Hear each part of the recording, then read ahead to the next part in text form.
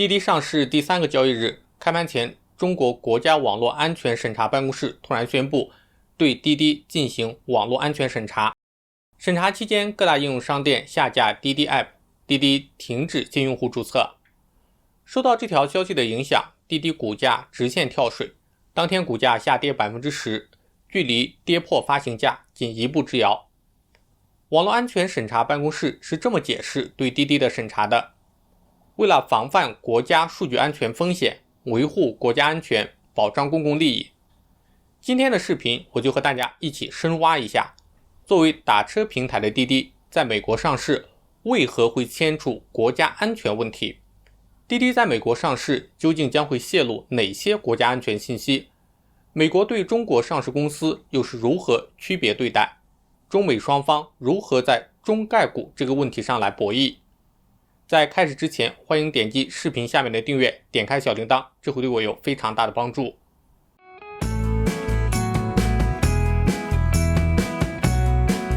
我们接下来将会从中美两国的法律和政府的态度上面来分析。我们先来看中国方面，滴滴在美国上市采用的是小红筹的模式，这也是国内的民营企业在海外上市普遍都会采用的一种模式。所谓小红筹，就是这家公司是中国大陆人开办的，但是在海外的开曼群岛注册，这样境内实际运营的公司是在开曼注册公司的子公司，然后在美国以开曼公司的身份上市，此时公司接受的是开曼地区的法律监管。目前对于小红筹模式的公司在美国上市，中国的证监会并没有权限进行审批，中国目前也没有任何法律法规对这些公司的上市进行审批。正是由于有监管上的空白地带，中国证监会无法对滴滴进行审查，所以中国政府只能以国家信息安全的名义来对滴滴进行审查。根据国内的网络安全法，滴滴将会面临45个工作日或者更长时间的网络安全审查。如果审查结果公布，滴滴被判定违反相关规定，侵害个人信息，根据情节处以1倍以上10倍以下的罚款，情节严重的可以吊销营业执照。因为违反网络安全法被查的不止滴滴一家，早在5月份的时候，美团、高德、货拉拉、BOSS 直聘就被监管约谈过一次。而滴滴这次不同的是，被扣上了危害国家安全这顶大帽子。滴滴不同于其他网络公司的地方在于，作为无可争议的出行垄断平台，滴滴实际上掌握了中国所有城市的个人出行、车辆通行以及街景地图数据。这些地理数据与其他数据不同的地方在于，它们经过分析和加工，可以用于军事用途。所以像 Google 地图、苹果地图都无法在国内运营。这些地图数据与能源、金融、电信等平台一样，是国家关键的信息基础设施。网络上流传着滴滴 CEO 柳青为了滴滴在美国上市，主动把滴滴的数据提供给了美国的政府部门。虽然中国公司在美国上市必然会面临着审查的问题，但是主动提供数据这种做法还是太牵强了。一旦消息泄露，别说公司运营不下去了，高管被抓坐牢也肯定是板上钉钉的事情。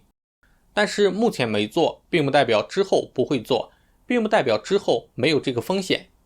尤其是美国通过了一部新的针对中国在美上市公司的法案。下面我们来看美国方面，让中国政府部门感到恐慌的是美国的外国公司问责法案。外国公司问责法案是2020年12月正式签署的美国联邦法案。法案是由美国证监会 SEC 和美国公众公司会计监督委员会 PCAOB 起草的。该法案主要是明确了在美国上市的公司需要满足的会计监管要求。这些要求包括上市公司需要披露公司是否被外国政府所有或者控制，董事会中是否有中国共产党党员，如果有，需要提供党员姓名。另外就是中国共产党的党章是否有写进公司的章程。这个外国公司问责法案通过当天，中概股集体大跌。我们都知道，如果一家公司或者一个机构有3个党员，就需要设立党支部。动辄员工数万的大公司，不可能没有党支部的干预。另外，在美国上市的中概股公司还会面临 PCAOB 要求审查公司的会计底稿。美国公众公司会计监督委员会 PCAOB 是2020年美国萨班斯法案签署之后同时创设的机构，负责监督会计师事务所。对于美国上市的国外公司，会计和财务信息一般都会涉及到主权和国家安全的问题。承载了大量道路地图、人、货物数据的滴滴，掌握了大量的数据，这些数据与国家经济数据安全密切相关。经过多轮融资，滴滴股东结构非常复杂，其中境外持股人包括日本软银愿景基金持股 21.5%， 美国 Uber 持股 12.8%。如果持股 10% 以上的股东有查询数据的权利，或者说滴滴迫于经济利益向 PCAOB 等相关部门提供数据，对于中国政府来讲，这会存在着很大的安全隐患。很多人认为滴滴此时在美国上市并不是一个好的时机。一方面，因为中美两个大国的竞争正进入到白热化的阶段，像滴滴这种涉及到敏感数据的公司，选择在美国上市，极大可能会引起监管的注意。另一方面，由于新冠疫情的流行，美国对中国的好感度直线下降。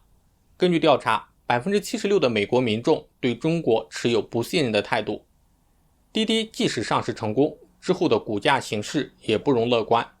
但是话说回来，因为滴滴上市前的股权结构极其复杂，各方利益交织，所以此次上市的目的或许并不是为了融资，而是各大股东博弈的结果。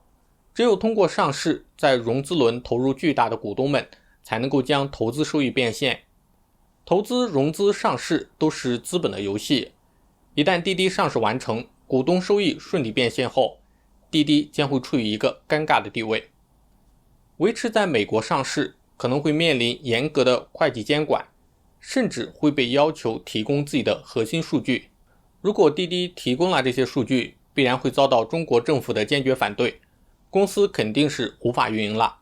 如果不提供这些数据，无法满足美国的监管，退市则是必然发生的事情。截至2019财年，一共有178家中国内地公司和56家香港公司不能满足 PCAOB 的会计监管要求。这些公司的全球总市值一共有 2.3 万亿美元。如果这些公司连续3年不能满足监管要求，就会被禁止交易退市。2021年5月，中国移动、联通、电信3家运营商就被迫在美国纽交所退市。总结起来，此次的滴滴风波无非是资本诉求、中美博弈三者共同作用的结果，结局很有可能是滴滴宣布在美国退市，回到香港市场或者 A 股市场。最后滴滴股东完成了投资变现，美国赶走了一个中国威胁，中国消灭了一个国家安全隐患，看似是一个三赢的局面。那么大家对于滴滴接下来的命运有什么猜测呢？欢迎在视频下面留言分享自己的看法。以上就是本期视频的内容，觉得还不错的话，欢迎点赞、订阅、加分享，这就是对我最大的支持。那我们下期再见。